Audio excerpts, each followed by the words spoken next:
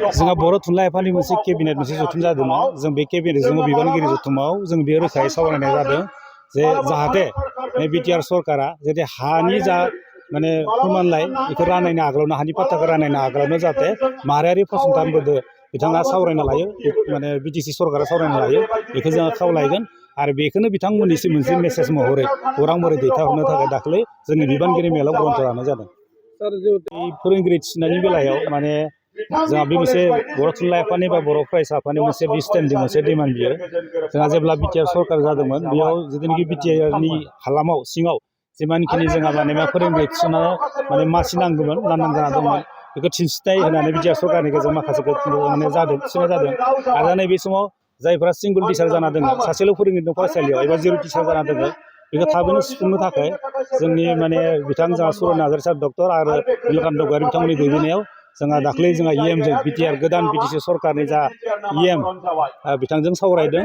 आरो इयुनावबो बिथांजों फिन माखासे जा पलिसिनि गेजेरजों बिथांखौ जाहाथे माबोरैहाय काउन्सिलिंनि गेजेरजों हयथ' एबा काउन्सिलिंनि गेजेरजों काउन्सिलाइज खालामनानै हयथ' एबा 6.3नि गेजेरजों जोंनि थालांनाय जा भेन्सार स्कुलफोरखौबो एबा थिसननाय होनो गोनां एबा आजिरा मोननाय फोरोंगिरिनि जा लांदां मासि जाना थानाय बेखौ सुफुंनो थाखाय जोङो खावलायगोन आरो बावैनो सावरायबावगोन बर' थुनलाइ आफादनिफ्राय। बेयाव आयदाखौ लानानै जोंनि जा बर' बिजोंखौ बै साइन्स जिथुनाखि माने हायार सेकेन्डारियाव लानायनि बेलायाव कमार्सआव लानायनि बेलायाव बेयाव उदाङै जोंहा थान्दै मेला बेखौ जोङो फिन सावरायफिननाय जागोन। बेयाव लानायनि बेलायाव आरो बे ग्रन्थनि गेजेरजों फिन जोङो माबोरैहाय जों हायार सेकेन्डारि लेभेलाव साइन्स आरो कमार्सखौ सोनाय जागोन बेखौ सावरायनाय जागोन आरो डिग्रि लेभेलाव माबोरै लांनाय जागोन बेखौ सावरायनाय जागोन।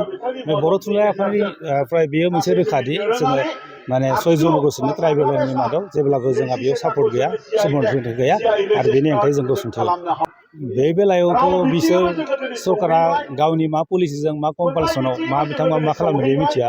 खिन्थु जोंहा बर' थुनलाइ आफादनिफ्राय जेब्लाबो जोङो बुंनाय थागोन दि माने एसटि होनायनि बेलायाव जोंहा जाय एसटिनि गेजेरजों माने 6 जन'गोसोनो होयोब्ला जोंहा खहा जागोन। थाखानाय एक्जिस्टिं जा एसटि ट्राइबेलफोरा जों बर' एबा गुबुन गुबुन ट्राइबेल माहारिफोरा खहा जागोन। बे खहा जाथावना खामानिया जाहाथे जाया बेनि थाखाय जोङो सानफ्रोमबो जों हेंथा होलांगोन।